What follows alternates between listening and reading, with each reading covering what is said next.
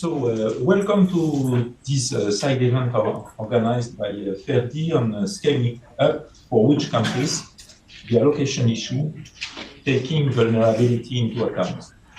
I really apologize. I will switch very often from English to French because I guess most of the auditors are French speakers. Pourquoi le thème de cette conférence? Eh bien, je crois qu'il y a une équation simple. On sait qu'il y a d'énormes besoins, à la fois pour le développement et puis pour le financement des biens publics mondiaux. Et en face, il y a des ressources rares, et notamment les ressources concessionnelles. Et donc, ce besoin d'augmenter considérablement, de changer d'échelle sur les financements, il se heurte à cette difficulté qui est que les ressources restent relativement rares. Et donc, une des solutions de cette équation, c'est effectivement essayer d'optimiser l'allocation. Et la question de l'allocation est clé.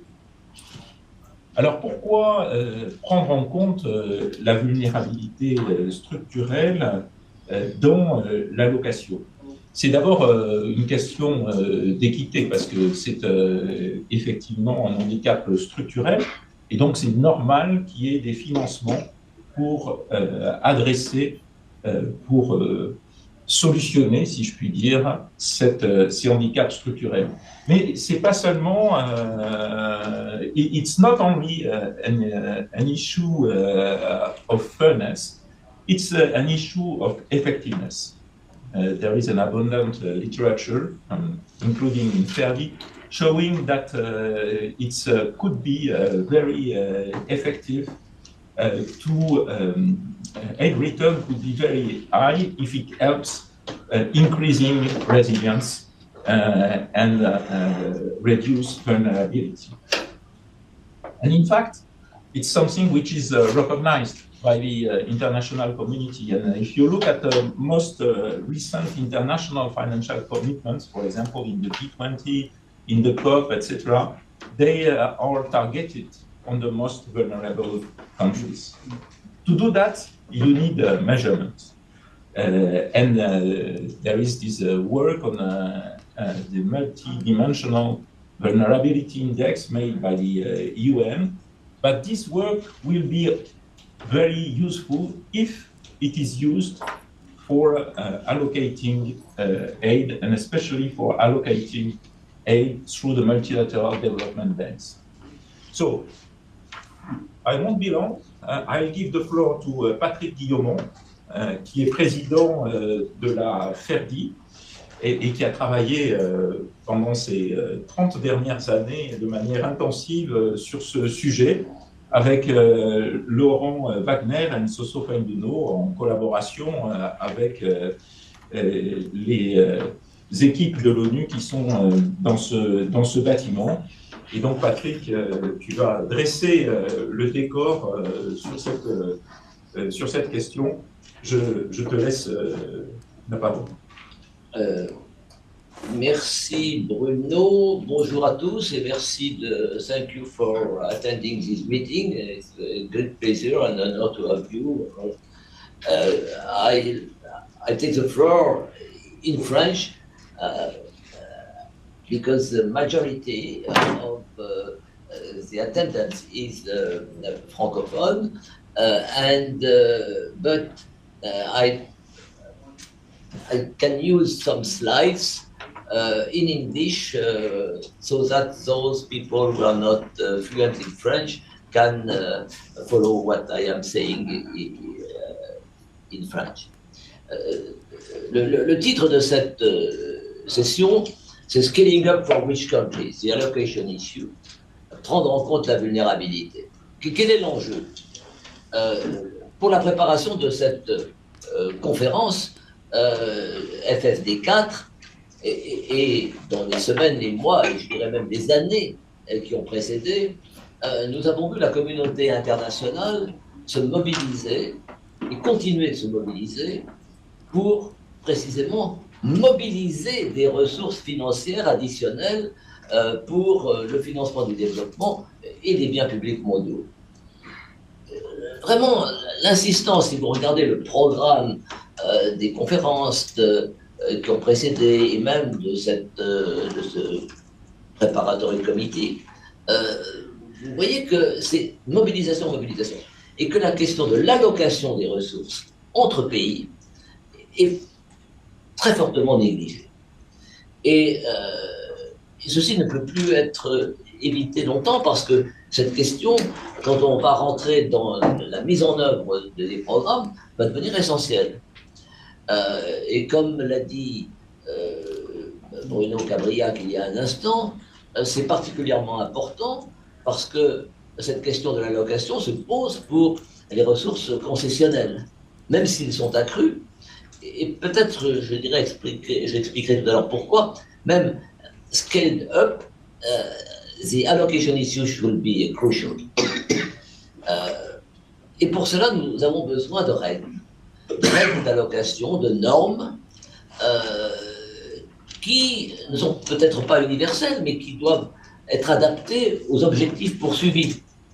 Nous avions hier un autre événement sur le TOST-D, qui a souligné, notamment dans une intervention de l'ambassadeur Serge Tomasi hier, que la finance pour ce qu'on appelle la climate finance, celle qui est ciblée sur la mitigation, sur l'atténuation, ne peut pas être traitée de la même façon que le soutien pour le développement, de même que pour d'autres biens publics mondiaux. Donc, d'une certaine façon, cette séance est très complémentaire de celle d'hier que nous avons eue sur le TOST-D. Et ici, aujourd'hui, nous n'allons pas regarder principalement l'allocation des biens publics mondiaux, mais l'allocation de la finance concessionnelle pour le développement des pays. La finance qui doit servir directement au développement des pays. Et ceci est particulièrement important pour les banques multilatérales de développement, que dans le jargon on appelle les MDBs, et qui, par leur statut, devraient avoir des règles assez transparentes. Alors, ils ont des règles, elles ne sont peut-être pas suffisamment transparentes, on va naturellement y venir. Donc, où en sommes-nous aujourd'hui dans ce débat? Comme l'a rappelé Bruno tout à l'heure, depuis des années, la FERDI soutient la proposition qu'il conviendrait de prendre en compte la vulnérabilité dans l'allocation des ressources concessionnelles quand des règles peuvent être clairement établies. Ce qui est le cas pour les banques multilatérales qui utilisent, comme vous le savez, une formule qui s'appelle la PBA, la Performance Based Allocation, et donc cette Performance Based Allocation, notre proposition depuis des années, c'est de la transformer en une Performance and Vulnerability Based Allocation. On a écrit pas mal de papiers dans des revues académiques et dans des événements sur ce sujet, et on pourra vous donner des références à ce qui a été fait du côté de la FERDI à ce sujet. Simplement, le plaidoyer est ancien, mais quand on entend « Oh, est-ce que c'est réalisable ?» C'est déjà fait par certaines institutions, très rarement, et je cite toujours deux exemples, qui est la Banque caribéenne de développement, qui a un indice de vulnérabilité dans sa formule d'allocation, et même la Commission européenne, car nous avions d'ailleurs contribué à cette innovation il y a une dizaine d'années, c'était en 2014, pour introduire un indicateur de vulnérabilité pour la formule d'allocation du FED et du DCI, de l'instrument de coopération pour le développement. Et donc, dans les nouveaux outils de la Commission, il y a encore un indicateur de vulnérabilité, qui n'est peut-être pas idéal d'ailleurs, mais je dirais, ça a été fait. Donc, ce n'est pas seulement une idée, je dirais, intellectuelle inapplicable, c'est applicable puisque ça a déjà été fait. Alors, il y a eu une amplification au cours des dernières semaines, des derniers mois, notamment du plaidoyer, de l'advocacy sur ce sujet. Je rappelle là sur ce slide quelques événements, entre autres, à la conférence des PMA, la 4e LDC4 à Doha, nous avons eu un événement avec la secrétaire générale de l'OIF, la secrétaire générale du Commonwealth, président de certains pays africains. De nouveau, au sommet de Paris, pour le financement du développement en juin 2023, nous avons organisé un événement avec de nouveau le Commonwealth, l'Organisation internationale de la francophonie, donc les secrétaires généraux de ces institutions, le président de l'Union africaine à l'époque, les directeurs exécutifs pour l'Afrique et la France à la Banque mondiale. Donc il y a eu vraiment un soutien politique important qui a été apporté sur ce sujet à ce moment-là. Et plus récemment, bien sûr, est venue la fameuse résolution de l'Assemblée générale des Nations unies sur l'indicateur multidimensionnel de vulnérabilité, le MBI, qui s'est accompagné d'une invitation aux banques multilatérales d'utiliser ce MBI ou quelque chose d'équivalent. Donc voilà l'état du débat, et je veux dire, c'est un débat qui est sur la table depuis longtemps, mais qui a connu au cours des dernières années une amplification, et c'est peut-être le moment, il y a comme une fenêtre d'opportunité, comme on dit, maintenant pour introduire cette réforme. Alors pourquoi le faire? Je ne vais pas revenir sur les fondements parce qu'on l'a exposé, réexposé. Il y a trois raisons que d'ailleurs Bruno a évoquées dans sa présentation. Une raison de justice, tout simplement, parce que s'adresser, compenser les handicaps structurels, c'est une façon de rendre les occasions, les chances de développement plus égales. Hein, c'est le principe de la justice selon Sen et Rose, d'une certaine façon. C'est un grand principe de justice internationale, compenser les handicaps structurels. La vulnérabilité structurelle est un handicap. C'est une raison d'efficacité, parce que introduire un indicateur de ce type dans une formule d'allocation, c'est avoir une approche préventive et pas seulement curative pour compenser les chocs quand ils se produisent, ce qui est l'approche actuelle. On fait quelque chose, des désastres naturels, des tremblements de terre, des chutes de balance des paiements, etc. Il y a des outils compensatoires insuffisants, bien sûr, parce que les chocs sont parfois extrêmement importants, mais dans l'approche d'inclusion d'un indicateur de vulnérabilité dans l'allocation, c'est une façon de bâtir la résilience, d'avoir une approche préventive. Et puis, il y a un aspect de transparence qui est politiquement important, parce que les banques multilatérales ne sont pas restées insensibles, bien sûr, à tous ces chocs et à ce qu'il fallait faire, mais elles l'ont fait par petits bouts, en créant des fenêtres spécifiques qui se sont multipliées, ainsi que des exceptions, ce qui rend le paysage assez peu lisible pour les pays receveurs, les utilisateurs, et donc il y a un objectif de transparence. Donc c'est le rappel des raisons qui peuvent être. Alors maintenant, comment le faire? Comment le faire? Eh bien, dans cette maison, ce que l'on dit, c'est qu'il faut utiliser un indicateur multidimensionnel de vulnérabilité, le fameux MVI. Et je crois que cette proposition de l'Assemblée générale des Nations Unies de l'été dernier est une étape vraiment importante dans le débat pour faire que cet indice soit adopté. Mais je dirais, et là, je sais que nous avons un petit débat parfois avec nos amis du NDSA, n'est-ce pas? Nous avons, disons que ce qui est plus important que les détails du MBI de son contenu lui-même, ce sont les principes sur lesquels il repose. Et je me permets de les rappeler pour ceux qui ne l'auraient pas en tête. Dans le MBI, il y a trois principes. C'est qu'il doit être multidimensionnel, par définition. Multidimensional, it means three-dimensional, économique, environnemental et principalement climatique, et puis sociopolitique. Il y a ces trois dimensions qui sont importantes, et tout l'indicateur a été construit pour essayer de combiner ces trois dimensions de telle sorte qu'il reflète la dimension spécifique de la vulnérabilité dans chaque pays. C'est un aspect un peu technique, mais on pourra éventuellement en parler si nécessaire. Puis il est universel. Contrairement à ce qui avait été envisagé au départ, ce n'est pas un indicateur seulement pour les petits États insulaires, qui sont évidemment au centre de l'initiative, et toute la communauté internationale doit remercier les petits États insulaires d'avoir porté ce message. Je dis, I say that for you, We should acknowledge the impetus given by the seats to make this index on the table and to accept that it is universal, not only for the seat people, but it was the initiative of the seats. And it is also, and that's most important and most challenging, structural or exogenous. No, please. Because it is a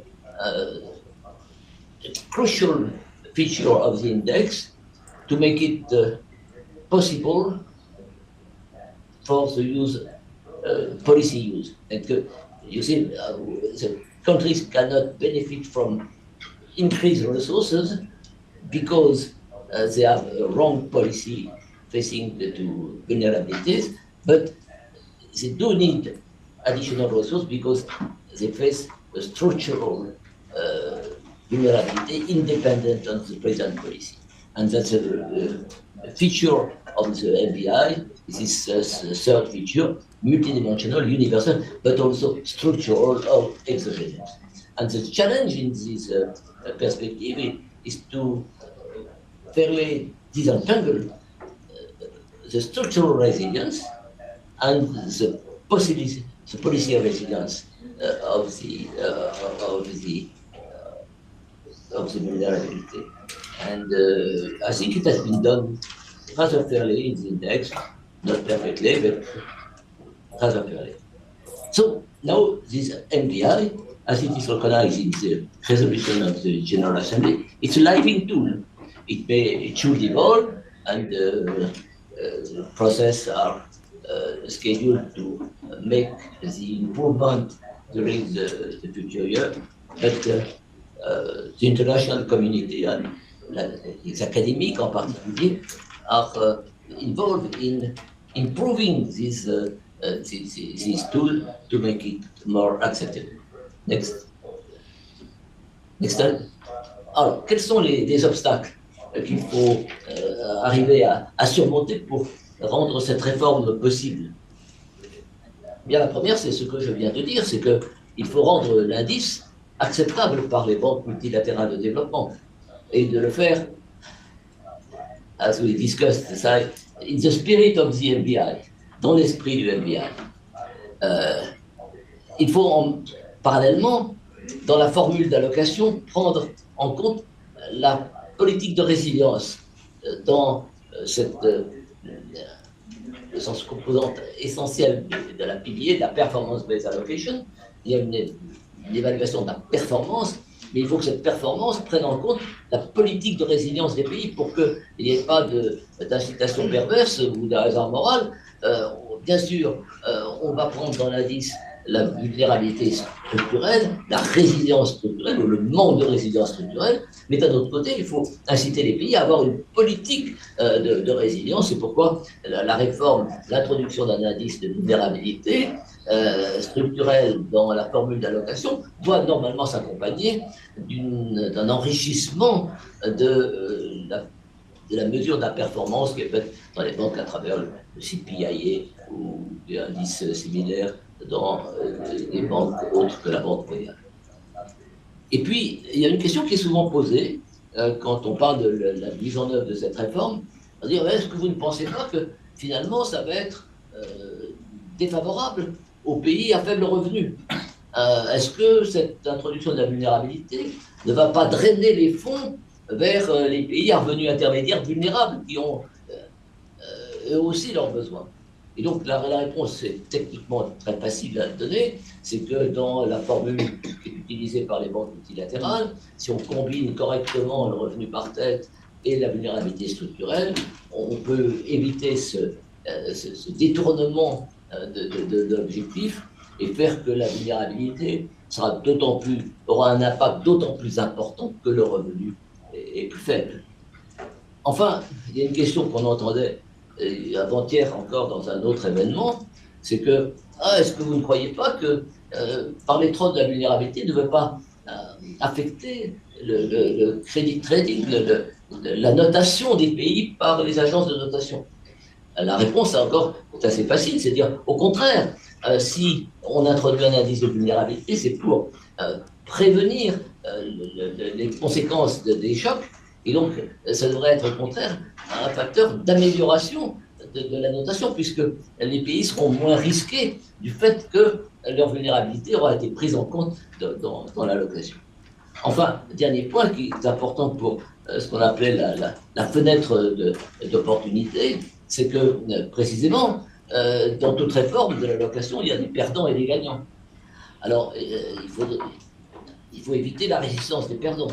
Et donc, si les ressources, l'enveloppe est augmentée, eh bien, c'est l'occasion, c'est-à-dire l'occasion rêvée de faire que les plus vulnérables vont recevoir plus, sans que ceux qui le sont un peu moins reçoivent moins en valeur absolue. Et donc, nous sommes dans un contexte de scaling up des ressources concessionnelles pour les banques multilatérales, et c'est le moment ou jamais de pousser la réforme. Voilà. Alors, en conclusion, je crois qu'il y a un dernier slide, s'il vous plaît. Non. Eh bien, voilà, c'est que les obstacles sont faciles à surmonter, mais que pour y arriver, il faut qu'il y ait une claire demande de la part des pays parvenus faibles ou trop faibles ou intermédiaires, qui sont vulnérables, de faire que ce critère soit reconnu. Et c'est la raison pour laquelle nous sommes heureux d'avoir autour de la table les ambassadeurs de plusieurs de ces pays pour que ce souhait soit bien reconnu. Et ceci non seulement pour l'accès aux ressources professionnelles, mais pour l'allocation, ce qui est encore plus important et ce qui est essentiel dans la réforme de la formule de la TVA. Voilà, je dois dire que nous avons eu, je ne sais plus si l'ambassadeur, non, monsieur Bello n'est pas là, mais si, quand il était encore directeur exécutif pour l'Afrique, des pays francophones, groupe que présidait la ministre de Côte d'Ivoire, Madame Lekaba, il y avait eu tout un mouvement dans ce groupe pour pousser l'idée, et j'espère qu'elle va être relayée autour de la table aujourd'hui. Merci.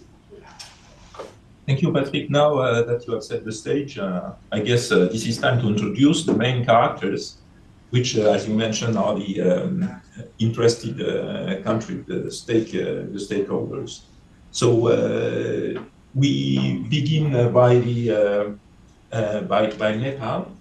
I understand that the ambassador, Mr. Lokbahadur Tapa, has sent a representative, and you have the floor. I just remind everybody that Nepal is chair of the Global Coordination Bureau of LDCs. So he's coming. He's coming. No. He's coming. So okay. So let me give the floor to la Côte d'Ivoire, à l'ambassadeur de Côte d'Ivoire, en rappelant effectivement, comme l'a dit Patrick Guillaumont, que la Côte d'Ivoire préside le groupe des 23 pays francophones pour l'instant à la Banque mondiale. Monsieur l'ambassadeur, je vous laisse la parole. Merci beaucoup, merci infiniment, monsieur le modérateur, merci de nous associer à ce événement important. Monsieur le président de la FERDI, monsieur le représentant permanent du Népal auprès des Nations Unies, président du groupe PMA et l'ECOSOC, qui est représenté en ce moment, monsieur le représentant permanent du Tchad auprès des Nations Unies, monsieur le directeur exécutif de la FERDI, madame la chef de l'unité PMA au bureau du haut représentant des Nations Unies pour les pays les moins avancés, pays en développement sans littoral et les petits États insulaires en développement. Madame la directrice principale de la direction de l'économie, de la jeunesse et du développement durable, au secrétariat du Commonwealth.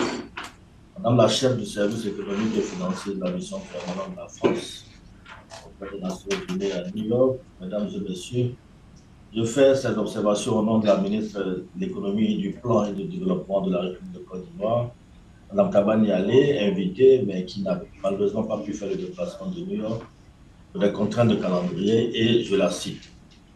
C'est un agréable plaisir de prendre la parole au nom de son Excellence, M. Alassane Ouattara, président de la République de Côte d'Ivoire, à l'occasion de cet événement parallèle organisé conjointement par la FERDI, le Népal et la France.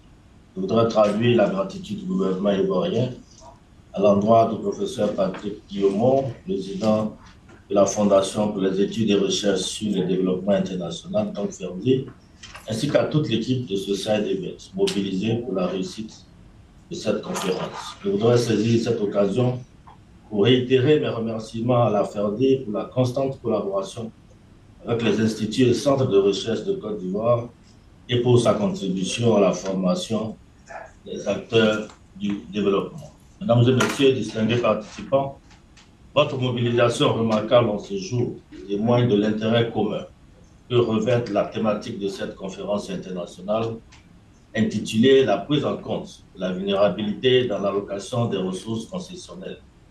En effet, les pays, et en particulier les pays les moins avancés, donc les PMA, ne sont pas tous égaux face aux défis du développement. La vulnérabilité, qu'elle soit économique, environnementale ou sociale, conditionne la capacité d'un pays à absorber les aides et à en tirer le meilleur parti. Ignorer cette dimension, c'est risquer de compromettre l'efficacité de l'aide publique au développement et, in fine, les progrès vers les objectifs de développement durable. Mesdames et messieurs, chers participants, la Côte d'Ivoire a connu des progrès économiques remarquables au cours de cette dernière décennie. Le pays a enregistré une croissance moyenne de 8,1% sur la période 2012-2019 avec un cadre macroéconomique robuste et stable, une inflation maîtrisée et un endettement modéré. En 2020, l'économie ivoirienne a fait preuve de résilience avec une croissance du PIB de 0,7% contre une récession au niveau mondial de 2,7% et en Afrique subsaharienne 1,6%. L'activité économique s'est poursuivie malgré les difficultés inhérentes au contexte international et sous-régional. Ainsi, le taux de croissance réelle du PIB est assorti à 6,6% en moyenne sur la période 2021-2023. Cependant, des fragilités subsistent, notamment les inégalités régionales et sociales, la dépendance en matière première ou encore notre exposition élevée au choc climatique. Ces handicaps structurels dont les peuples et les dirigeants africains ne sont responsables constituent autant de vulnérabilités contre lesquelles nous devons lutter en permanence et qui freinent notre développement. Autrement dit, dans la compétition mondiale pour le développement, nous ne luttons pas à âme égale. Par conséquent, il nous apparaît juste que la communauté internationale cherche à compenser ces handicaps structurels en ciblant ses efforts envers les pays qui font face aux plus grandes vulnérabilités. Nous ne pouvons que saluer la reconnaissance par les Nations Unies de ces vulnérabilités pour l'adoption récente de l'indice de vulnérabilité multidimensionnelle, bien inspiré par les travaux menés par la FERDI depuis plus de 15 ans sur ce sujet.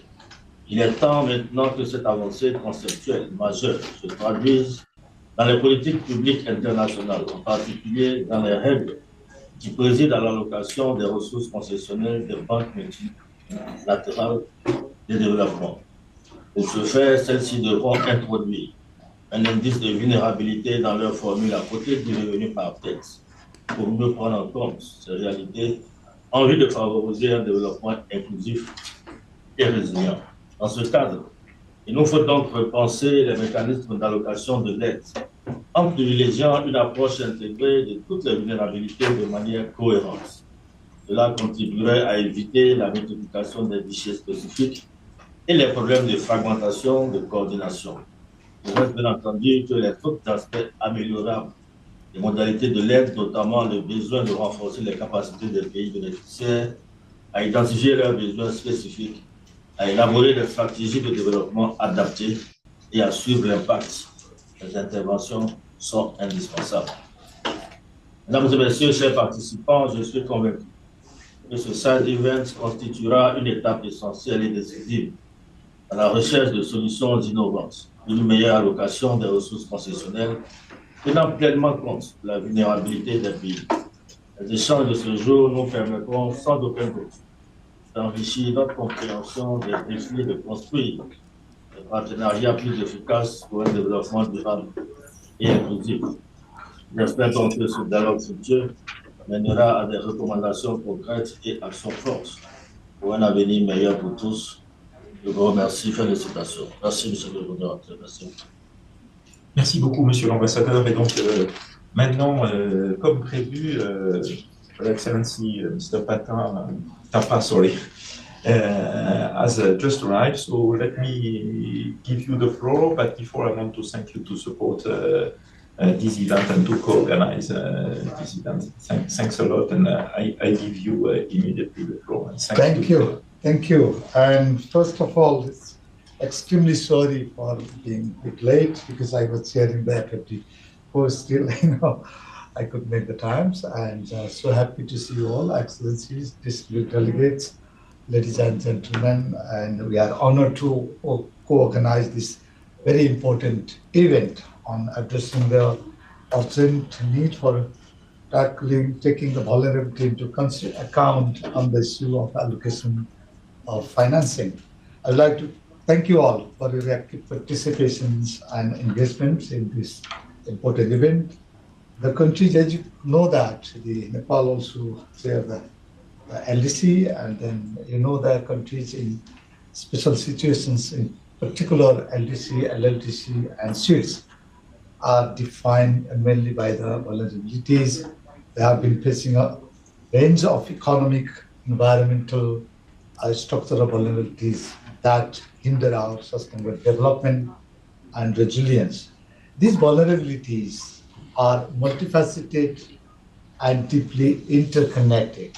We have seen that different countries and communities have different types of vulnerabilities that can sweep away hard-earned development gains and made over the years. Colleagues, as you know that Nepal is one of the most disaster-prone countries in the world. It is ranked 4th in terms of vulnerability to climate change impacts and 11th for the earthquakes. Since more than 80% of the country's total population is at the risk of some kind of natural disaster and calamities, Nepal is among the top 20 most disaster-prone countries in the world. Its unique geographic and climatic conditions have hugely contributed to making the country particularly vulnerable to a range of natural disasters, including earthquakes, landslides, floods, and glacial lake outburst floods. Nepal's diverse geography, ranging from the plains of the Tarai to the very high mountains, exaggerate this vulnerability. The northern mountainous regions, and you may be very familiar with, are particularly susceptible to landslides and erosion, while the southern parts face higher exposure to river flooding and heat stress. Despite its low greenhouse gas emissions, Nepal ranks among the countries most affected by climate hazards. The impacts of climate change are felt most acutely by the country's most vulnerable communities, including women, children, and persons with disabilities. Excellencies, friends, in 2015, we made a solemn promise to leave no one behind. By halfway, LDC still have huge number of living in extreme poverty. Food insecurity and hunger are on the rise. LDC have received only 0.09% of the 0.20% of ODA commitments so far. Private investments continues to be low. LDC are disproportionately affected by the frequent and intense climate-induced disasters. Agriculture and infrastructure are damaged by these disasters, thereby shrinking the major source of the economy. Almost a quarter of LDCs are already in debt distress, while a few are at the risk of it. Systemic shocks and global crises hit these countries the first. Therefore, it is highly important to address the vulnerability of LDCs, LLDCs, and SEEDS are facing. 8. They receive the very little international support. It is insufficient to address the unique challenges they face comprehensively.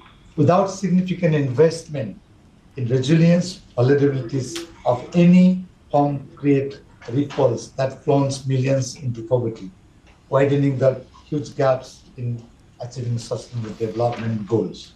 Addressing these challenges requires targeted international support, such as enhanced development assistance, significant climate financing for both adaptation and mitigation, capacity building, debt relief, and investment in sustainable infrastructure.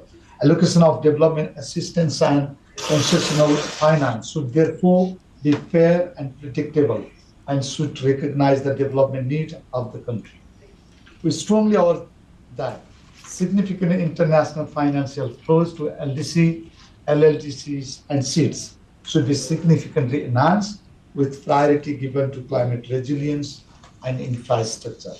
Concessional financing must prioritize the unique vulnerabilities LDC, LLDCs, and SEEDs are facing. Nations facing repeated climate and disaster shocks and other forms of vulnerability need tailored financial support to recover and rebuild effectively. Access to financing must be simplified. Delays in funding prolong suffering and hinder the recovery efforts. Risk-based financing systems should be introduced for countries in special situations to sustain the risk posed by their vulnerabilities. Arranged financial responses will ensure immediate support in times of crisis or any form of unexpected setbacks. Accelerating investment in resilience building and inclusive development strategies is essential to address and reduce the vulnerabilities and foster long-term sustainability in these countries. We believe there should be a systematic and predictable approach to the allocation of finance in line with the vulnerabilities they face that not only includes structural indicators, but also other factors like climate, disaster, global economic headwinds, regional and global public goods, and more importantly, poverty and development deficit. Now we have the multidimensional vulnerability index adopted this year. We are fully confident that the index will be further improved to capture the vulnerabilities of the countries comprehensively and holistically. We strongly urge the international community to provide assistance and support, considering the severity of the specific and unique vulnerabilities a country is facing. Distinguished colleagues, Nepal affirms its commitment to working with its partners like you all to ensure that development financing mechanisms are inclusive, responsive, and effective in addressing the vulnerabilities of the most vulnerable nations. Let's join hands to build a fairer and more consistent global development financing systems that leaves no one behind. I thank you. Thank you very much, Mr. Ambassador. That was a very clear advocacy. Maintenant, sans plus tarder, Monsieur l'ambassadeur Mukhtar Bakar, ambassadeur du Tchad auprès des Nations Unies, je passe la parole. Merci beaucoup, monsieur le modérateur. Excellences, Mesdames, Messieurs, distingués participants. Je voudrais tout d'abord remercier les organisateurs pour la tenue de cette réunion, pour l'invitation adressée à mon pays d'y prendre part. Monsieur Tahir Hamid Guelin, ministre d'État, ministre des Finances, du Budget, de l'Économie et du Plan d'ICAD, invité à cet événement, n'a pu faire le déplacement. Il m'a chargé de les représenter à cette réunion et de vous transmettre ses salutations et ses vœux de plaisir. Mesdames, Messieurs, cette réunion tombe à point nommé. Elle intervient en marge de la deuxième réunion du comité préparatoire de la 4e conférence des Nations Unies sur le financement du développement et environ 4 mois après l'adoption par l'Assemblée générale des Nations Unies de la résolution sur l'indicateur multidimensionnel de vulnérabilité. La question du développement est au cœur des agendas internationaux et des priorités de nos États. L'atteinte des objectifs de développement durable dépend largement du niveau de financement mobilisé, surtout en faveur des pays en développement. Comme différents rapports d'instances internationales l'ont souligné, le financement du développement est très largement en deçà du nouveau requis, ce qui place le monde dans une trajectoire de rater l'atteinte des ODD à l'horizon 2030 si des mesures urgentes et ambitieuses ne sont pas prises. Mesdames, Messieurs, le déficit du financement est particulièrement criard dans les pays en développement. Mais il convient de souligner que même au sein des pays en développement, tout le monde n'est pas logé dans la même enceinte. Les pays en situation de fragilité sont les plus vulnérables aux chocs exogènes qui peuvent survenir, mettant en péril les perspectives de développement durable. Les chocs variés, qu'ils soient sécuritaires, environnementaux, économiques, sociaux, sont des facteurs de vulnérabilité structurelle, réduisant significativement la capacité de bâtir et de maintenir la résilience dans ces pays vulnérables. Du Tchad, pays appartenant à la catégorie des PMA et de celle des pays en développement sans littoral, confrontés à des chocs multiples et ceux de longue date, est particulièrement vulnérable face à ces chocs. L'enclavement géographique, les défis socio-économiques, climatiques, sécuritaires, humanitaires du fait du flux massif de réfugiés et déplacés internes, les impacts de conflits dans notre environnement immédiat, créent un fardeau qui entrave fortement nos capacités à mettre en œuvre nos objectifs de développement. Ces vulnérabilités ne sont pas des choix de politique, mais des handicaps structurels qui alourdissent les charges et absorbent les efforts et les ressources très limitées de notre pays.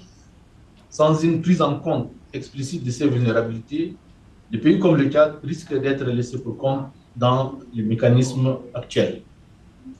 Ce contexte illustre bien les cycles vicieux dans lesquels ces vulnérabilités placent nos pays et mettent en évidence la nécessité de l'adoption de nouvelles approches plus appropriées pour répondre de manière efficace à ces défis, d'où les besoins d'une révision des mécanismes d'allocation et financement concessionnels.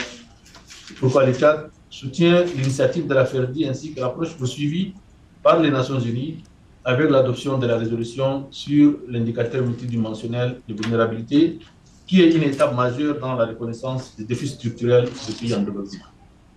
Nous soutenons l'idée que les financements doivent être alloués en fonction des besoins réels des pays, en tenant compte des dimensions économiques, climatiques et sociales de la vulnérabilité structurelle. Avec l'adoption de la résolution, les États membres reconnaissent que la vulnérabilité constitue un obstacle sérieux au développement en raison de la forte exposition aux chocs et facteurs exogènes qui augmentent en intensité et en fréquence. Cela est particulièrement vrai pour les pays confrontés à des risques élevés et des chocs externes, surtout s'ils n'ont pas la capacité d'investir dans la résilience. L'indicateur de vulnérabilité multidimensionnelle, largement accepté, pourrait mieux guider les politiques de développement des pays et d'aide de donateurs, aider à diagnostiquer les défis du développement et à identifier les pays qui ont besoin d'une aide internationale accrue avant qu'une crise ne survienne. Nous exhortons les institutions internationales, en particulier les banques multilatérales de développement, à prendre en compte la vulnérabilité structurelle dans leurs politiques et pratiques en matière d'allocation et d'éligibilité.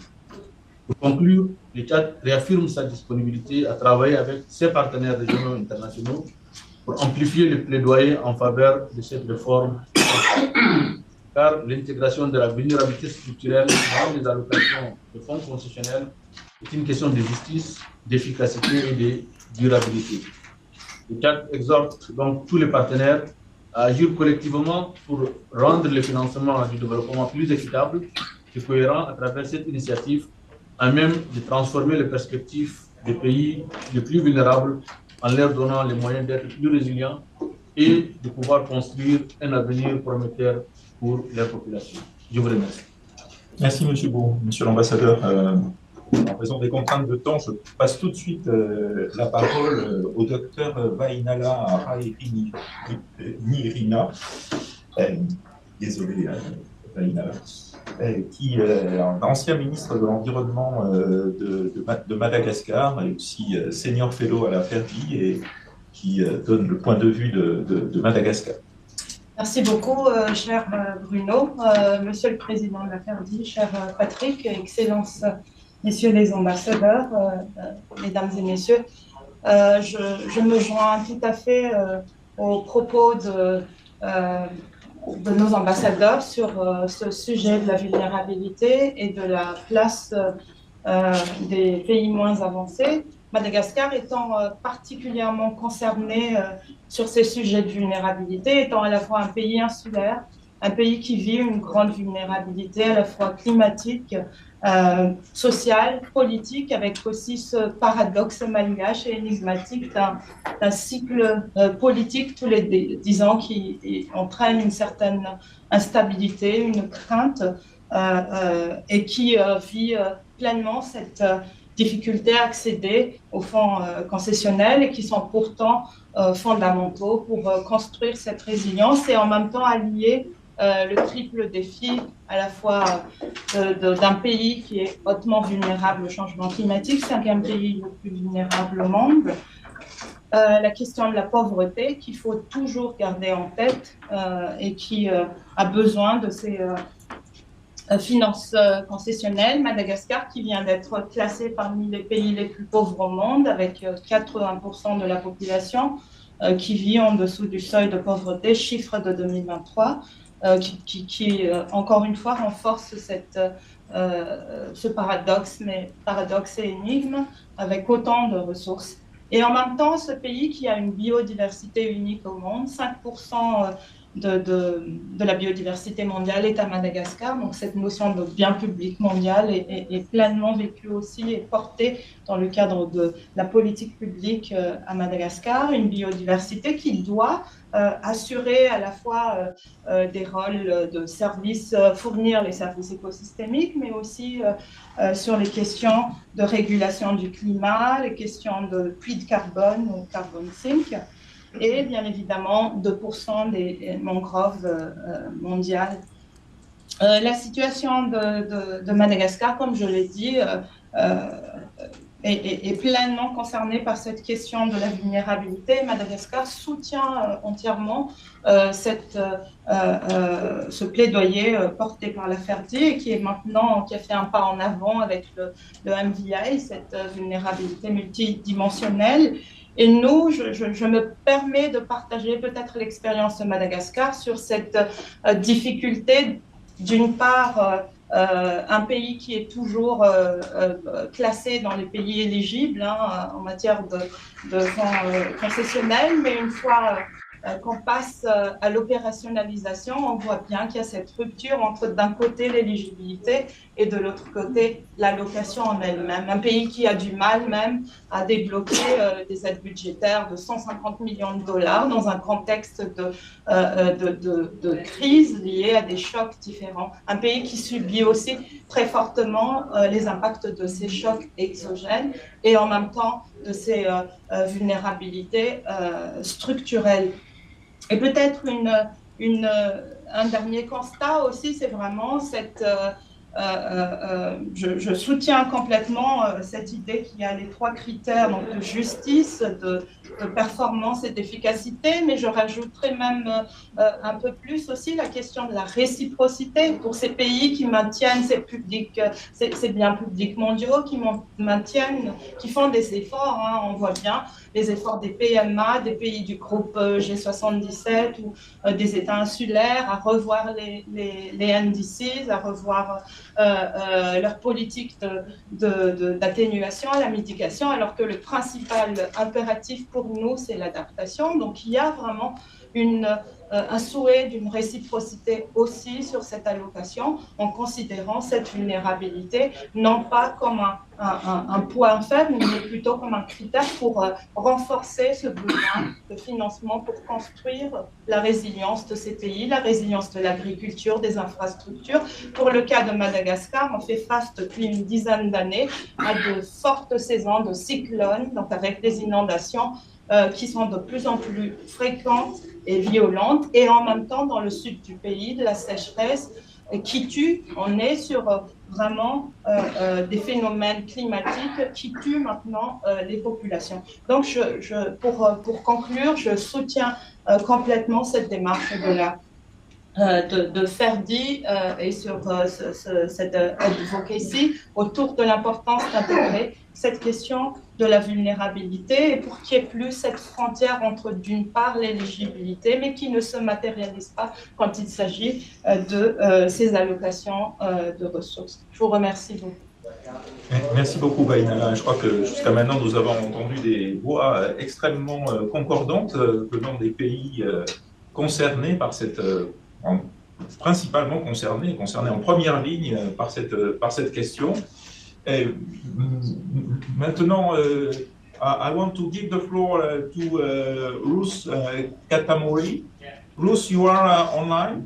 You are Senior Director of Economic Youth and Sustainable Development at the Commonwealth Secretariat. And we are very happy to have you, even if it is only online. But the floor is yours. Merci, Bruno. I wish I could speak in French, but the beautiful language of French. However, I do not know the language, so I shall speak in English. Good evening to everybody. I'm actually right now in Riyadh, where I'm attending the UNCCD COP6. And it's also important that I say that in the context of what we are discussing today. So firstly, about the indices, vulnerability index. So the Commonwealth has been doing the economic vulnerability index for about 25 years. In 2020, when we started working on an index along with Ferdi as a technical partner, and we decided that we cannot do economic vulnerability index alone, and hence we developed the Commonwealth Universal Vulnerability Index, which is universal as well as multidimensional. Now, what is the need of these indices is that we can understand with data, with concrete quantitative data, an understanding of the vulnerabilities of countries. And the Commonwealth Universal Vulnerability Index very clearly shows that the most vulnerable countries are the most low-income countries and the least developed countries and the small island developing countries. So that is very clearly evident through these indices. And we have worked very closely with the UN Multidimensional Vulnerability Index right from the beginning. And so we have collaborated and contributed to the MVI. Now, the Commonwealth recently we had our Commonwealth Heads of Government meeting in October 2024 in the Pacific, and the heads very clearly endorsed the UN Multidimensional Vulnerability Index and the need to adopt these such indices. And what is the need of these indices? That the concept that we are discussing today is about enabling equitable access to finance. And I agree with the statements that Patrick made, saying what is the type or how do we do that, or what is the need? Because we have to have this mechanism which is just, effective and transparent, but only then can we achieve our SDGs and our nationally determined climate contributions to 2030. And therefore, I think it is important. We have also been working in advocacy efforts together with Ferdi in some instances, in Paris, in Anga, in DC, at the as well as even the UN SITS 4, which was held in May, the same advocacy, as well as other platforms. But the important thing is we heard the PR from Nepal speak very clearly about the vulnerabilities of countries like Nepal. The important thing is this voice and this statement from countries who are severely vulnerable has been amplified now continuously over the last 3 years. And hence, we are on a good path, but we need to accelerate our efforts in making that access to countries more fair and just, and then in such a way that it is not detrimental to countries when we have access to finance. There are obstacles, as Patrick also mentioned, but it's also easy to overcome those obstacles. Now, let us look at some of the facilities that have been developed. For instance, the Resilience Sustainability Trust. There is about 44 billion targeted for this trust. And currently, $30 billion has been available to lend. And this facility was created to support countries which are vulnerable. And to date, about $7 billion has been committed to about 17 countries, and 7 of those countries are Commonwealth countries. However, we also have to make sure that this lending facility is fair and just and appropriate to the least developed countries, and it's not detrimental to them. And similarly, there are other things, as we know from COP29, that about 300 billion has been pledged for each year for supporting the countries, vulnerable countries primarily. And we have to ensure that the most vulnerable countries have the access to these finances that they need, but we have to create the right kind of mechanisms, again, working together with public-private, blended finance, as well as MDBs, together to ensure that countries get the money they need, access to the funds that they need to prevent the disasters and risk, not try to address them after the suffering happens. But how can we set things in place? How can we ensure that countries are able to adapt and mitigate to these risks that are increasing? We can see the increasing intensity and frequency of these extreme events, whether it is it's not only due to health or due to climate disasters, but also there are multiplicity of risks and disasters, including socio-political aspects of risks that we as countries and the world is facing. So to ensure that we set up the right mechanisms, also in a public-private collaborative partnership, where we can have mechanisms to enable the flow of private finance as well to support the resilience, the development of resilience of countries. So even here, when I'm at UNCCD, COP16, clearly the discussions are about the risks due to droughts, land degradation, and desertification. These incidents are also increasing as the evidence is being clearly shown. And beyond data, now people can actually see what is going on. Data represents and provides this information, but at the same time, we are seeing these things happening day by day, month by month, year by year, increasing in frequency and intensity. We are seeing, and this is why the UN Secretary General has called it the era of burning. And therefore, while finances are becoming available, resources are becoming available, we have to ensure that the mechanisms in place, that the most vulnerable have the access to prevent more of these increasing incidents. And while COP pledged about 300 billion, even here at COP16, there is funding being pledged to adapt and mitigate to these risks that countries are facing. So therefore, we are in a good position, but we cannot drag our feet, but we have to listen to the voice, listen to the advocacy that we are hearing from countries themselves, and we have to provide these answers and solutions and overcome any challenges that we have and ensure that we engage in prevention rather than trying to fix the problems after the disasters have happened. Thank you very much. Thank you very much. Now let me give the floor, maybe to follow up on your last remark, to Susanna Wolf, who is the head of the RDC unit on the Office of the UN High Representative for the least developed country, landlocked developing country. Well, let's say OCHA LLS. It's more simple. Please, Susanna, the floor is yours. Yeah. And you can speak in French if you want. Monsieur Cavaillac, merci beaucoup pour donner la parole à moi. Excellence, mesdames et messieurs. I will prefer to speak in English for this, and I wanted to convey regards of our High Representative for LDCs, LLDCs, and SIDS, who unfortunately have other commitments, but she does send her regards, Madam Fatima.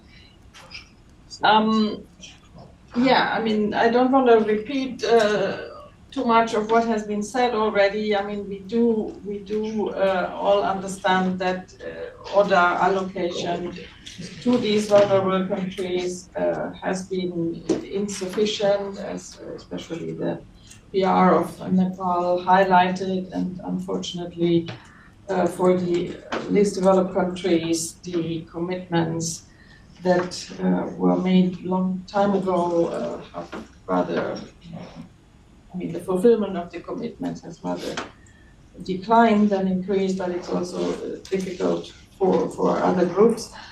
As was also said, no, the order allocation should be done based on needs related to poverty and vulnerability. Okay, I'll try.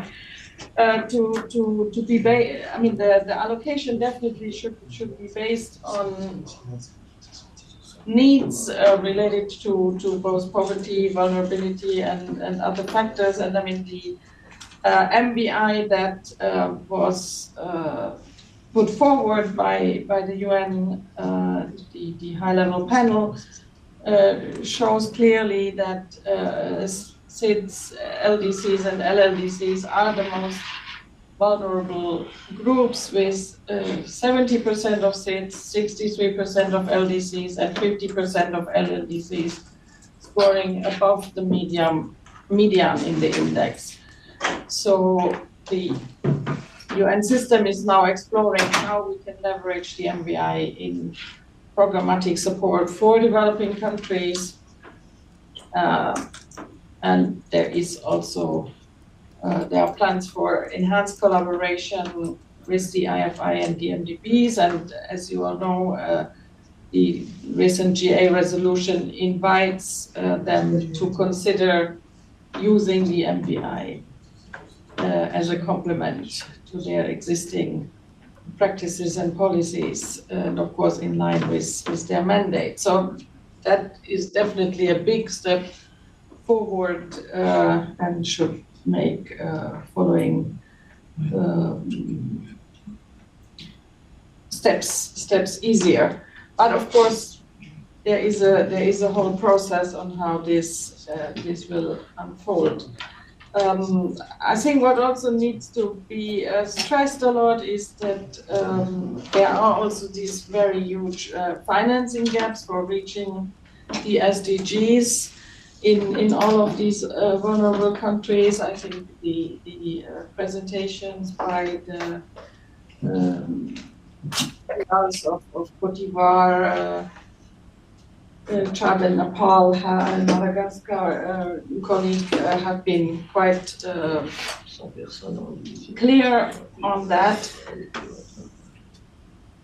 And as was also stressed before, we really also have to link this to considerations about aid effectiveness related to issues of fragmentation and predictability, which has also been mentioned before.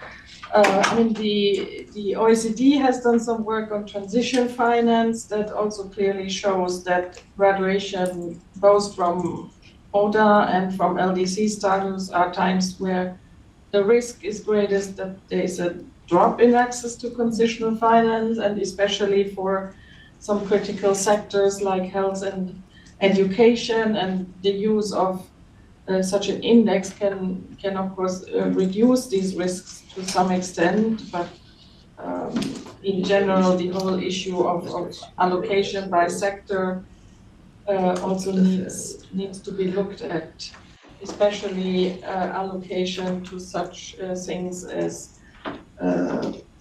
support for taxation, for private sector development, for debt management that can help countries become less dependent on aid is very crucial. So I wanted to focus a bit more on the second aspect that was mentioned in the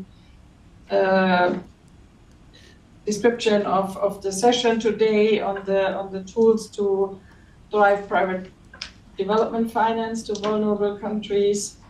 is being captured quite a bit in the elements paper for the FFD4 outcome, and it's very clear that not an enabling environment for private sector is of course needed, but definitely not sufficient, and there is a strong need for development of domestic banking sector and capital markets, where MDBs can certainly play a big role. And we also all know that foreign direct investment going to these countries is rather low and even declining in some cases. And most of the FDI was really received by only a few of these countries, not by the majority of the members of these groups.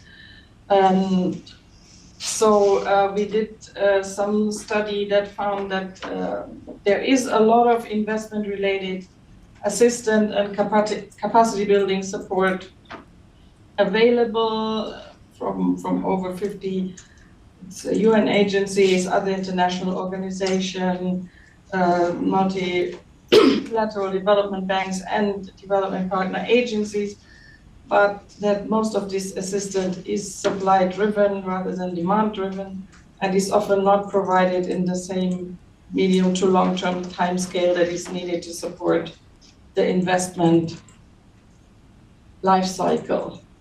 And then at the same time, many of the governments of LDCs, LLDCs, and SIDS do not have the resources or capacity to absorb the assistance that is being provided.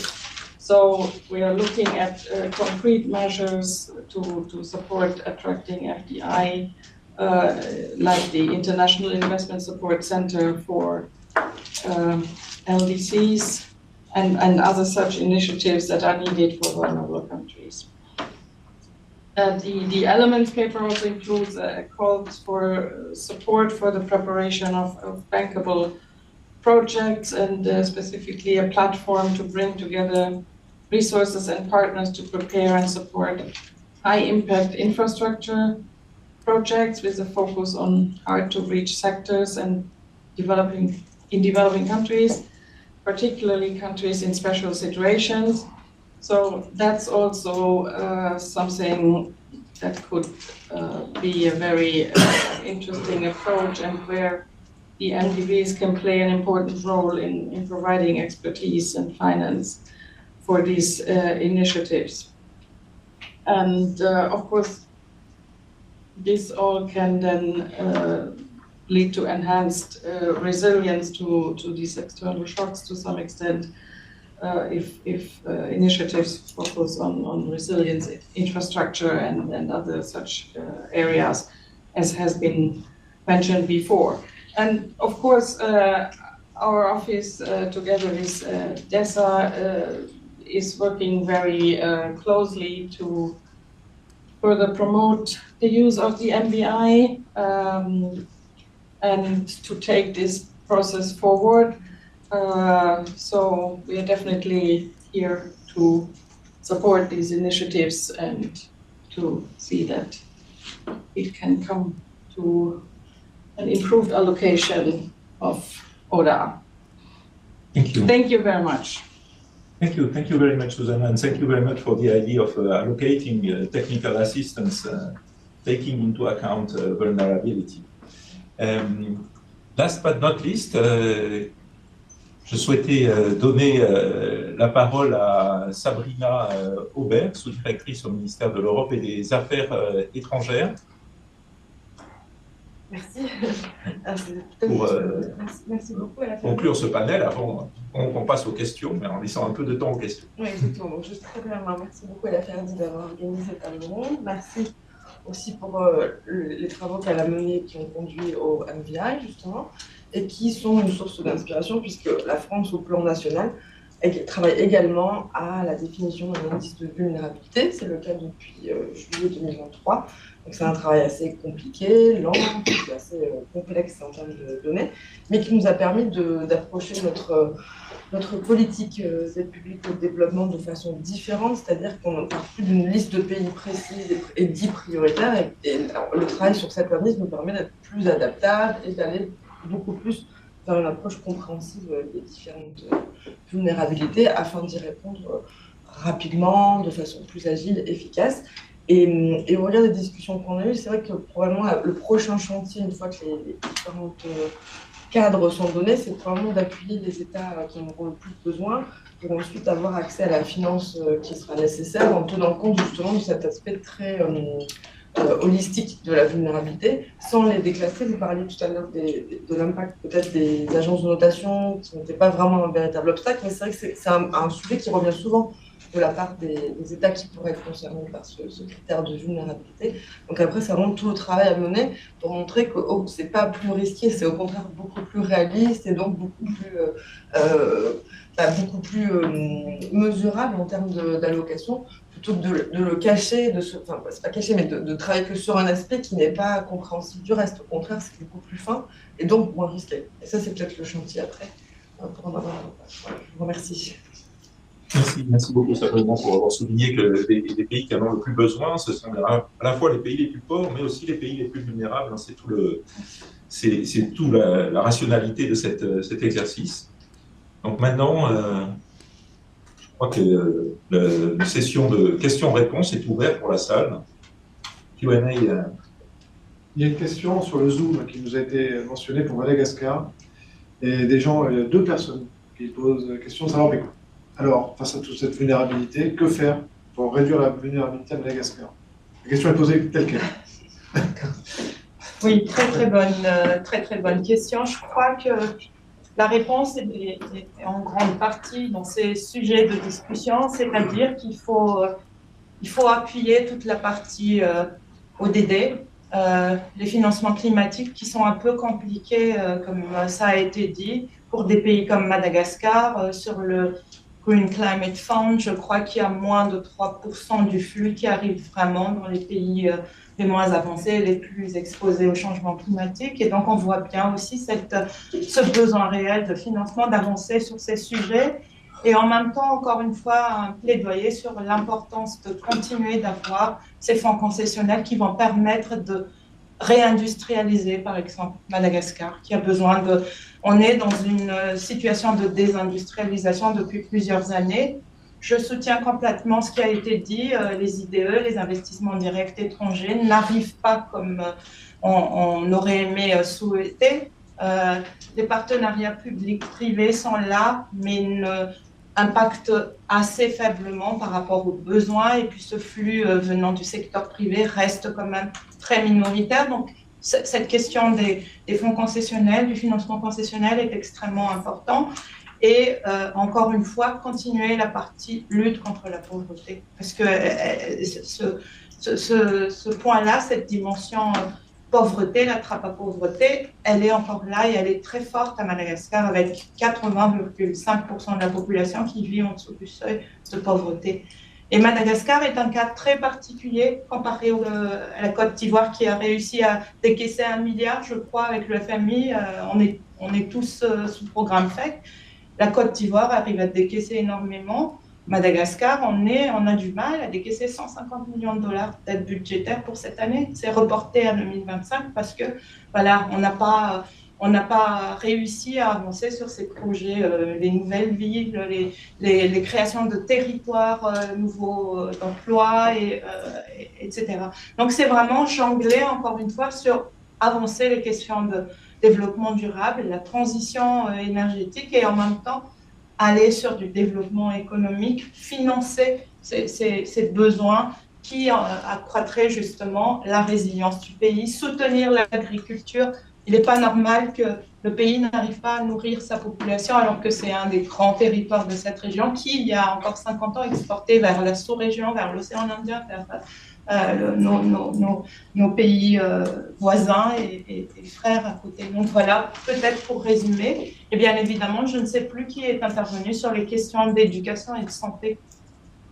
Et c'est vrai qu'il y a de moins en moins de financement disponible sur ces sujets. Pourtant, c'est ça qui permettrait aussi à terme la croissance endogène. On parlait de capital humain. Comment faire en sorte que cette population très jeune, 65% des Malgaches à moins de 25 ans, puisse se former et demain porter une croissance à la fois forte et durable. Et c'est ce qui nous manque, cette période de croissance soutenue qui n'arrive pas.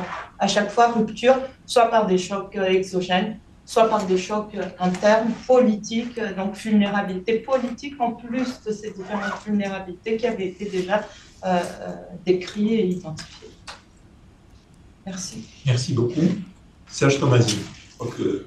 Oui, merci pour toutes ces contributions très intéressantes. Moi j'avais deux questions.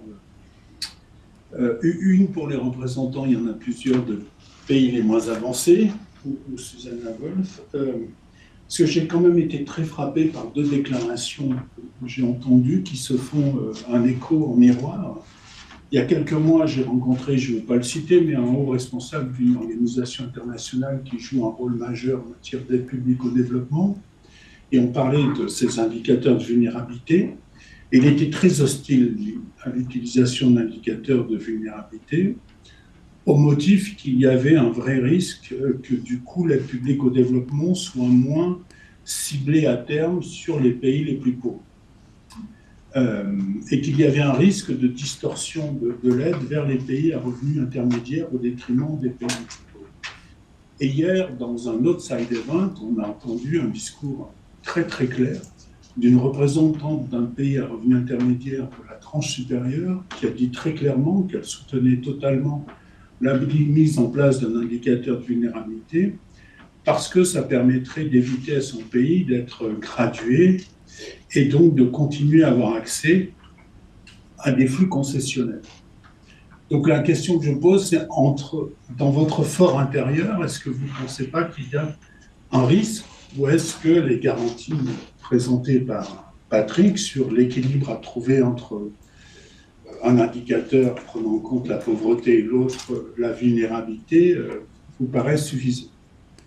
Puis la deuxième question, alors ce serait pour Patrick, parce que tu as commencé, Patrick, en disant bien effectivement que les systèmes d'allocation de l'aide, ils sont ciblés sur les aides concessionnelles. Et moi, ça m'a toujours un peu perturbé, parce qu'aujourd'hui, on voit bien l'importance des ressources publiques non concessionnelles, on en a beaucoup parlé hier avec le TOSDI, or c'est l'allocation de ces ressources publiques non concessionnelles n'obéit à aucun système d'allocation. Les banques de développement regardent d'abord la qualité de la signature de leurs clients et puis le retour sur investissement du projet. Est-ce qu'il ne serait quand même pas temps de réfléchir à au moins mettre en place un cadre pour essayer d'orienter ces ressources publiques non concessionnelles dans la mesure où elles ont un rôle majeur à jouer pour réduire les grandes disparités qui existent dans les pays en développement en matière d'accès aux ressources privées. Parce que là, il y a de grandes disparités, que ce soit pour les investissements directs étrangers, que ce soit pour l'accès aux marchés financiers, que ce soit pour les primes de risque que ces pays payent.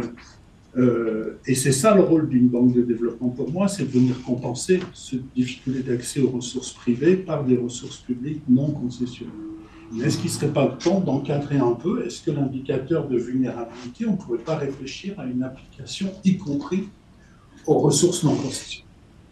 Je me laisse répondre peut-être. Peut-être, Patrick, je te laisse répondre sur la dernière question, et puis on laissera les ambassadeurs de Côte d'Ivoire ou du Tchad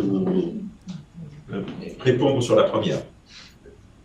Oui, je vais répondre, si tu me permets, d'un mot sur les deux. Je crois que la question des critères d'allocation ne doit pas être limitée aux ressources concessionnelles. Je crois que c'est un point extrêmement important s'agissant des ressources publiques, parce que seules des ressources des agents publics bilatéraux ou multilatéraux ont le pouvoir d'orienter les ressources sur des critères qu'ils s'imposent et qu'ils peuvent imposer aussi bien aux ressources non processionnelles qu'aux ressources processionnelles. La différence pour les institutions multilatérales est relativement limitée entre les ressources processionnelles et les ressources non processionnelles. Mais pour beaucoup de banques de développement, il peut y avoir effectivement un point important. Je crois que c'est un point très très sérieux que nous devons considérer, notamment à la FERDI, dans cette analyse de l'allocation.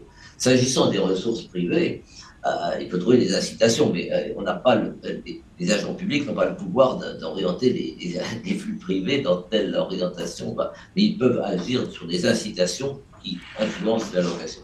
Alors sur l'autre sujet, mais je me permets d'y répondre, c'est un point technique très particulier, il suffit de regarder comment sont construites les formules d'allocation, la PBA, la construction, je dirais, mathématique de la formule fait que si on introduit l'indicateur de façon adéquate, on montre, on a des travaux, mais on ne peut pas en faire état que le poids de la vulnérabilité sera d'autant plus important que le pays est plus pauvre. C'est-à-dire que c'est multiplicatif et pas additif. Donc ça c'est très clair, il suffit mais que ça soit bien dans les objectifs.